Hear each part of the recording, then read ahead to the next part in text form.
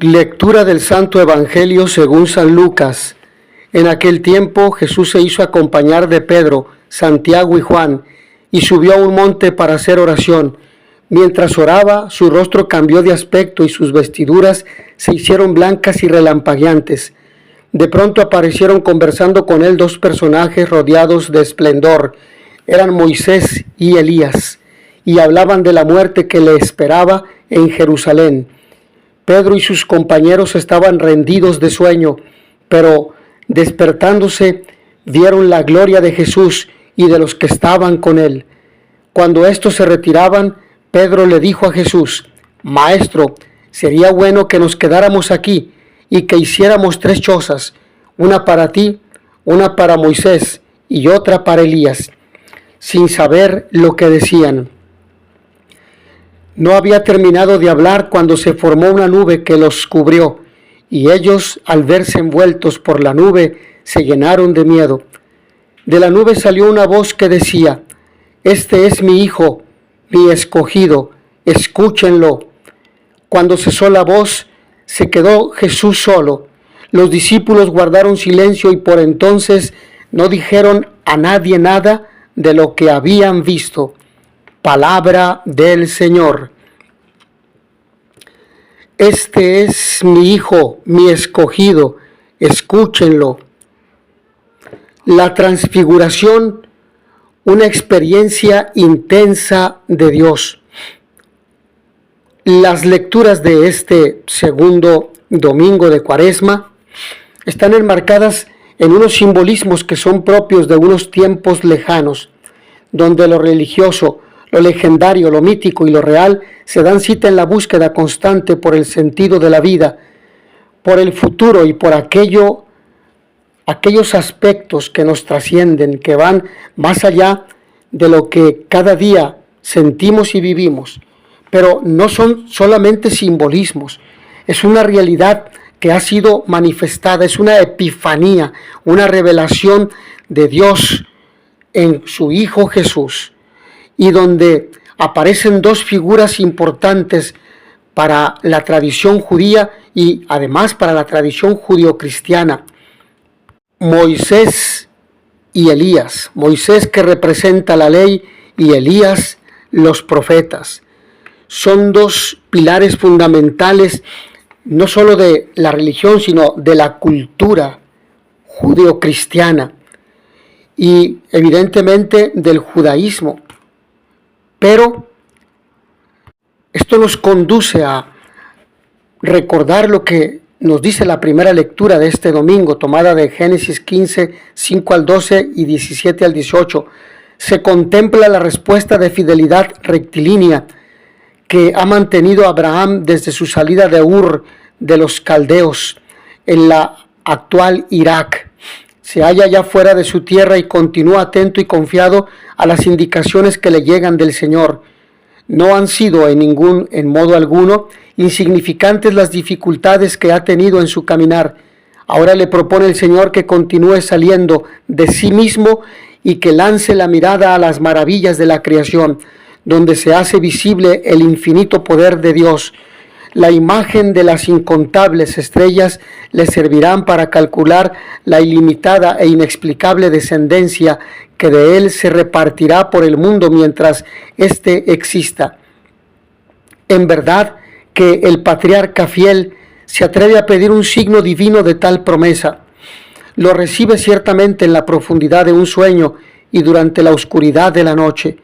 Hay por en medio un misterioso sacrificio de holocausto que apunta a la cruz amada por Cristo y presentada al amor de sus seguidores, en reciprocidad al efecto que en ella se exterioriza. Por ello, en el Evangelio según San Lucas, en este capítulo 9, versículo 38 al 36, se apunta al desenlace del holocausto de la cruz, la transfiguración del sufriente sometido voluntariamente a la muerte, preludia su glorificación y su acción glorificadora para todo aquel que se decida a escuchar su palabra y llevarla a la práctica. Dios, que desde tiempo atrás mandó a Abraham que saliera de su tierra natal, lo saca ahora de donde se encuentra para que se centre en el contenido de la alianza que va a establecer con él.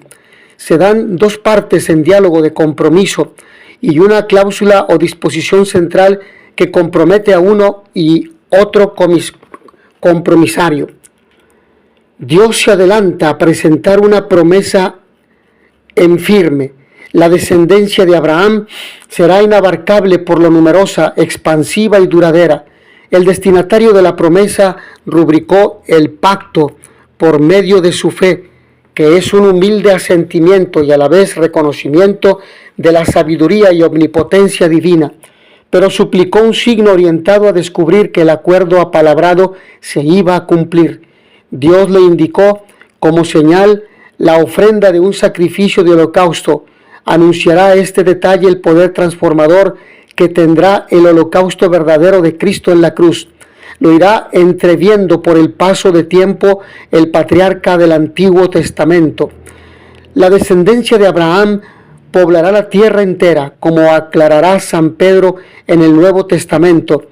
Ustedes son los hijos de los profetas y de la alianza que Dios estableció con sus padres al decir a Abraham: en tu descendencia serán bendecidas todas las familias de la tierra. San Pablo aclara que la descendencia de Abraham es Cristo y si se es de Cristo, ya se es descendencia de Abraham, herederos de la promesa. La nueva alianza es la manifestación plena del amor de Dios que se visibiliza en la encarnación de su Hijo y en la entrega hasta la muerte y muerte de cruz.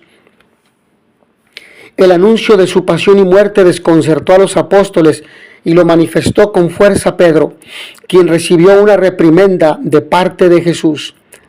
Pero el Señor salió al paso de la bien comprensible turbación de sus seguidores.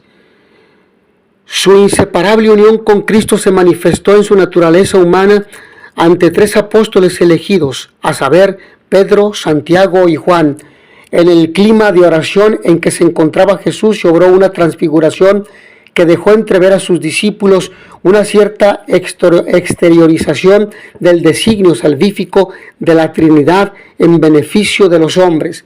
El relato se toma en esta ocasión del Evangelio según San Lucas, capítulo 9, versículos 28 al 36.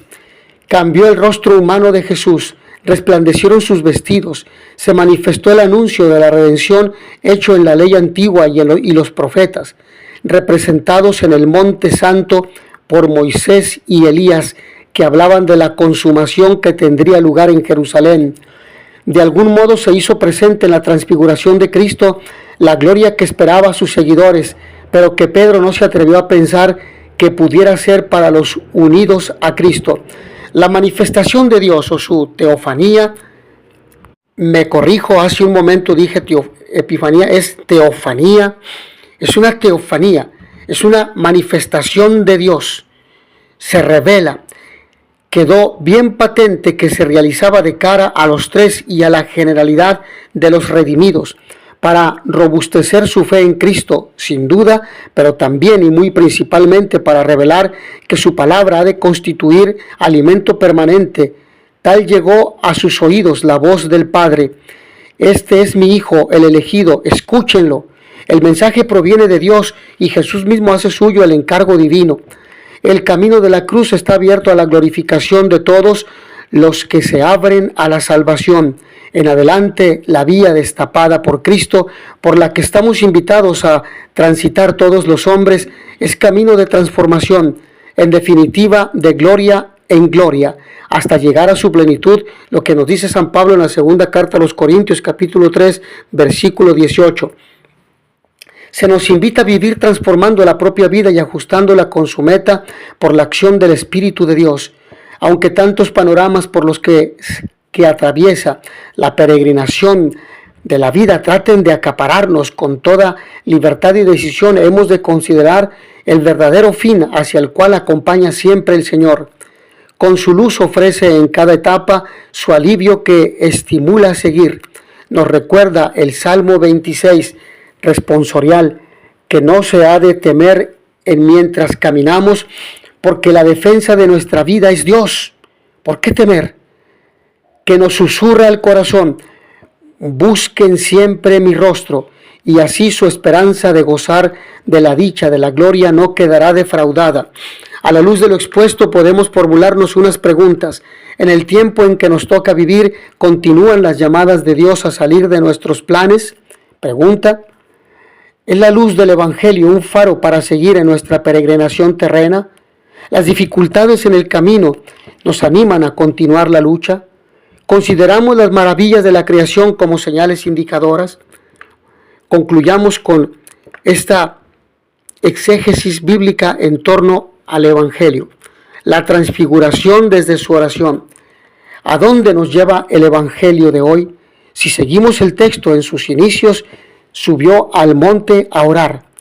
Esto es muy propio de Lucas y siempre en momentos importantes de la vida de Jesús. No hay nombre para el monte en ninguno de los evangelistas. Véase Mateo 17, 1 al 9, Marcos 9, 2 al 10 y este de Lucas. El evangelista Lucas, a su manera, quiere asomarnos por un pequeño instante con los discípulos a esa vida que no está limitada por nada ni por nadie. Quien escucha hoy, en este domingo de Cuaresma, este pasaje del Evangelio quedará sorprendido, porque no le será fácil entender todo lo que en él acontece. Pero debemos pensar que Lucas, recogiendo la tradición de Marcos, que es el primer evangelista que la asumió de otros, sabe que en su comunidad habrá dificultades para entenderla. De todas formas, ha limado un poco su lenguaje y su intención catequética. La transfiguración es una escena llena de contenidos simbólicos. Es como un respiro que Dios le concede a Jesús en su camino hacia Jerusalén, hacia la pasión y la muerte, con objeto de que alcance a experimentar un previamente a la meta. Solo desde la oración, entiende Lucas, es posible vislumbrar lo que sucede en el alma de Jesús. Ese coloquio que Jesús mantiene con los personajes del Antiguo Testamento, Moisés y Elías, representan la ley y los profetas, y con ellos entabla un diálogo en profundidad sobre su partida, Éxodo, sobre su futuro, en definitiva, sobre su muerte. La transfiguración, pues, quiere ser una preparación para la hora tan decisiva que le espera a Jesús. Los discípulos más conocidos acompañan a Jesús en este momento, como sucederá también en el relato de Getsemaní, en el momento de la pasión, pero tanto aquí como allí, el verdadero protagonista es Jesús, porque en Él quien afronta las consecuencias de su vida es Él y del Evangelio que ha predicado. No obstante, aquí los discípulos se ven envueltos en una experiencia profunda, trascendente, que les hace evadirse de toda realidad. Dos personajes, Moisés y Elías, que subieron cada uno en su momento al Sinaí para encontrarse con Dios, ahora se hacen testigos de esta experiencia. La presencia de estos personajes adorna la escena, pero no la llenan. En realidad, la escena se llena de contenido con la voz divina que proclama algo extraordinario. Quien está allí es alguien más importante de Moisés y Elías, la ley y los profetas. ¿Qué vamos a decir? ¿Qué decir? En realidad, la escena se configura sencillamente con un hombre que ora intensamente a Dios para que no le falten las fuerzas en su éxodo, en su ida a Jerusalén. Todo en un monte que no tiene nombre y que no hay que buscarlo, aunque la tradición posterior haya asignado el Tabor. Todo ha sucedido, según San Lucas, mientras oraba. Esto es especialmente significativo. Estas cosas intensas, espirituales, transformadoras, no pueden ocurrir más que en la otra dimensión humana. Es la dimensión en la que se revela que, sin embargo, el Hijo de Dios está allí. Los discípulos han vivido algo intenso, algo que no se esperaban, aunque de ellos no se dice que oren, y esa es una diferencia digna de tener en cuenta. Pero Jesús, que ha vivido esta experiencia más intensamente que ellos, sin embargo, sabe que debe bajar del monte misterioso de la transfiguración para seguir su camino, para acercarse a los necesitados, para dar de beber a los sedientos y de comer a los hambrientos la palabra de vida. Su éxodo no puede ser como le hubiera gustado a Pedro, a sus discípulos que pretenden quedarse allí instalados. Queda mucho por hacer y dejar huérfanos a los hombres que no han subido a las alturas espirituales y misteriosas de la transfiguración. Sería como abandonar su camino de profeta del reino de Dios. Probablemente Jesús vivió e hizo vivir a los suyos experiencias profundas. La de la transfiguración que se describe aquí puede ser una de ellas, pero siempre estuvo muy cerca de las realidades más cotidianas. No obstante, ello le valió para ir vislumbrando como profeta que tenía que llegar hasta dar la vida por el reino. Mis hermanos, que a todos ustedes el Señor los bendiga y les dé la paz. Y notitia veritatis proficere, pax et bonum, buona domenica a tutti.